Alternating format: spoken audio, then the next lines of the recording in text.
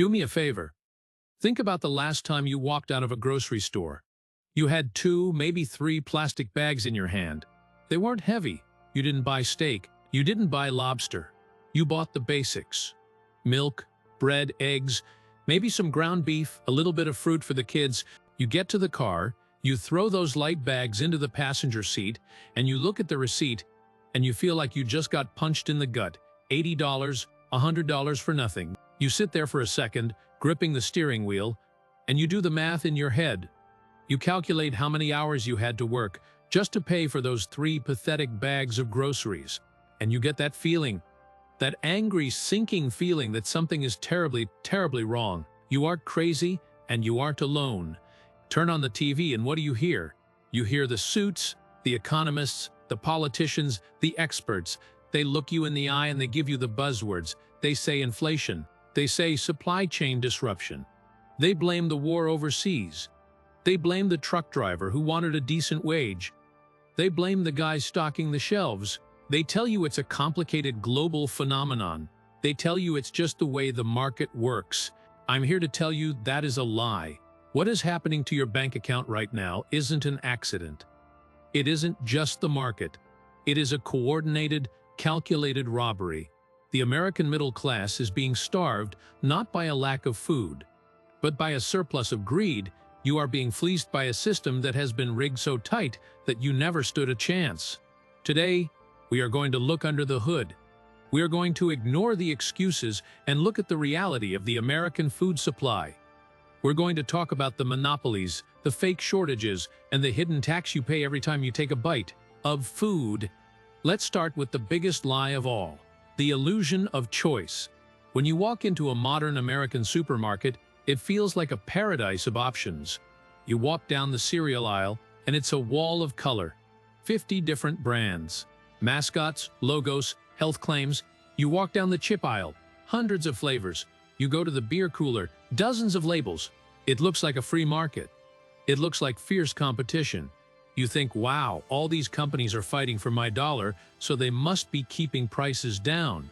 That is exactly what they want you to think.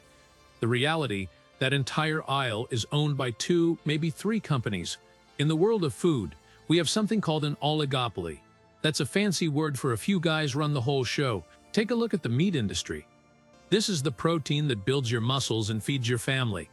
In the United States, 4 massive corporations control over 80% of all the beef processing. 4 companies. When 4 companies control 80% of the market, they don't have to compete. In a real market, if Company A raises the price of burgers to $10 a pound, Company B says, hey, I'll sell it for $8 and steal all his customers. That's how capitalism is supposed to work. Prices go down.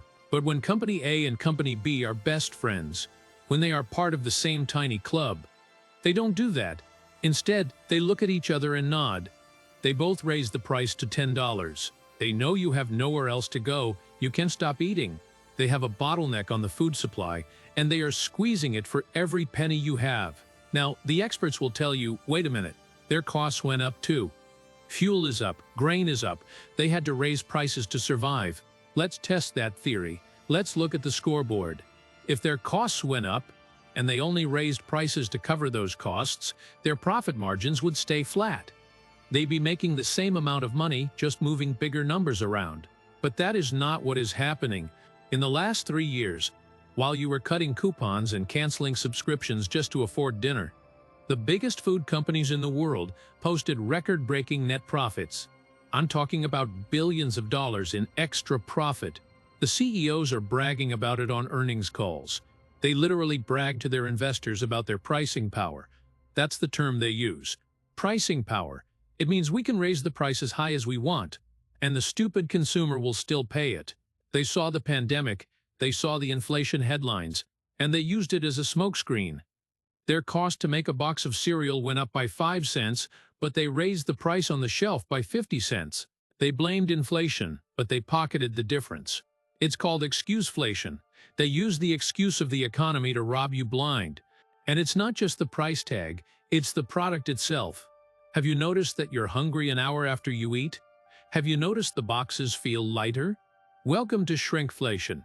This is the psychological warfare department of the food industry. They know that if a bag of chips crosses a certain price, let's say $6, you'll stop buying it. You'll say, that's too much.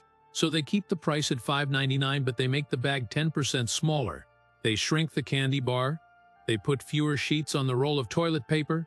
They put a dimple in the bottom of the peanut butter jar so it holds 2 ounces less. They are selling you air.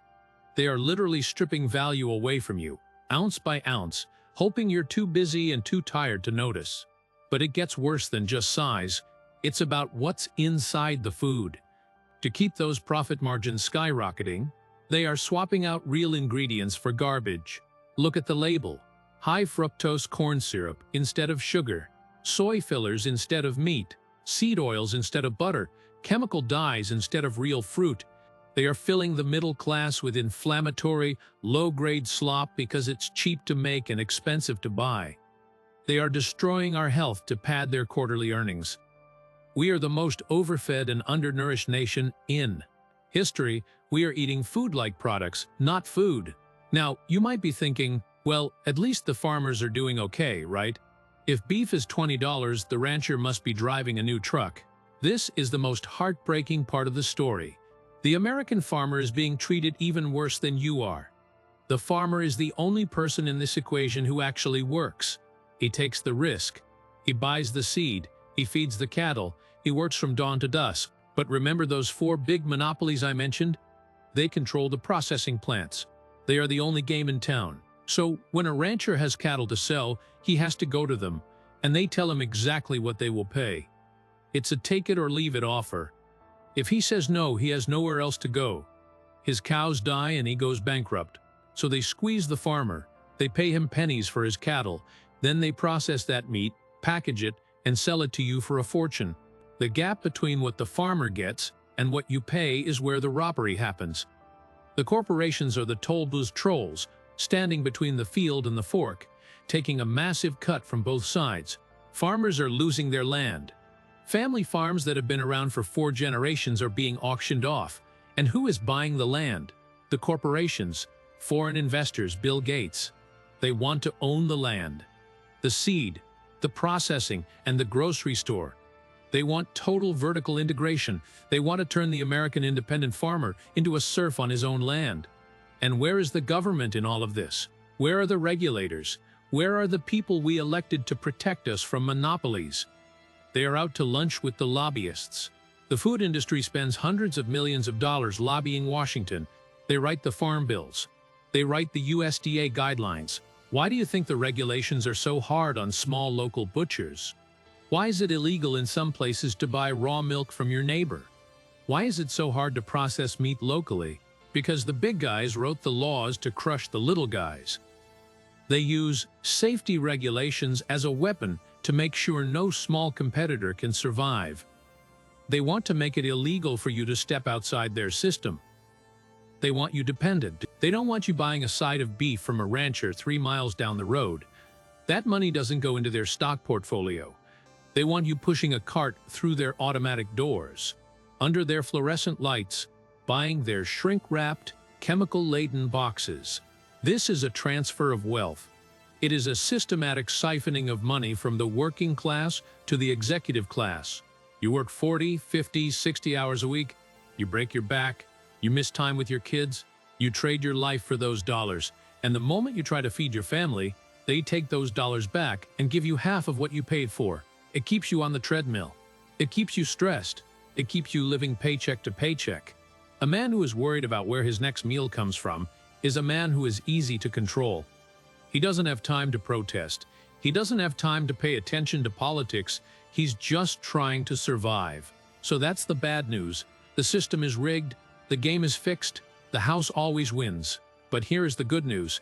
You can stop playing. You have more power than you think, but you have to be willing to change how you live. You have to be willing to be a little inconvenient. The only way to fight a monopoly is to starve it. Step 1. Get out of the supermarket. Stop going there for anything other than toilet paper and cleaning supplies. Look for a local farmer. I know, it sounds like something only rich hipsters do, but do the math. If you find a local rancher and you buy a quarter of a cow, that It's a lot of meat. You put up the money up front, but when you break it down, you end up paying $4 or $5 a pound for premium, grass-fed ground beef and steaks. At the store, you're paying $8 or $9 for pink slime. Buying direct is cheaper in the long run. You fill your freezer, you secure your food supply for 6 months, and the best part? You look that rancher in the eye and you hand him the cash. No middleman, no corporate suit, just American to American. Step 2. Stop buying the center of the store. The boxes, the bags, the cans. That is where the profit is. That is where the poison is. Buy ingredients. Buy a sack of potatoes, not a bag of frozen French fries. Buy a bag of rice. Buy block cheese, not the shredded stuff covered in sawdust. You have to cook. I'm talking to the men here. Cooking isn't just women's work. Cooking is a survival skill. If you rely on a corporation to cook your dinner and put it in a microwave box, you are their slave. If you can take raw ingredients and feed your family, you are free. Cooking from scratch is an act of rebellion. It says, I don't need your chemicals. I don't need your processing. I don't need your convenience. Step 3, grow something, anything. You don't need a 10-acre farm. Put 2 tomato plants in a bucket on your back porch. Plant some peppers. Learn how to turn a seed into food. When you eat a tomato you grew yourself, you realize what real food tastes like. And you realize that you can create value without swiping a credit card. It changes your mindset. It reminds you that we are supposed to be producers, not just consumers. The great food robbery is only possible because we let it happen. We got lazy. We wanted everything fast, easy, and wrapped in plastic. We traded our independence for convenience, and now we are paying the price. They are betting that you won't change. They are betting that you'll complain about the price of eggs, but you'll still buy them from the same store next week. They think they own you. Prove them wrong. Tighten your circle. Support your neighbors. Keep your money in your community. Every dollar you spend at a local farm is a bullet in the war against the corporate takeover of our lives. Every meal you cook from scratch is a victory. Don't let them starve you. Don't let them poison you. And for God's sake, don't let them gaslight you into thinking this is normal. It's not normal. It's theft. Guard your wallet, guard your health, guard your family. Stay sharp out there.